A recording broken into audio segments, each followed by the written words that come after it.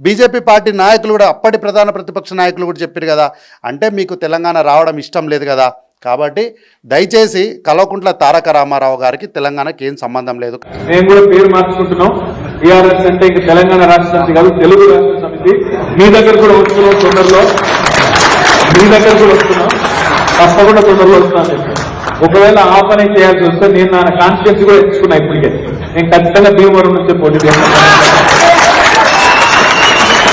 ఎందుకంటే మా రాజులు మిత్రులందరికీ ఎప్పుడు నేను చెప్తా ఉంటాను, భీమవరంలో గెలవాలంటే చాలా సింపుల్ ట్రిక్.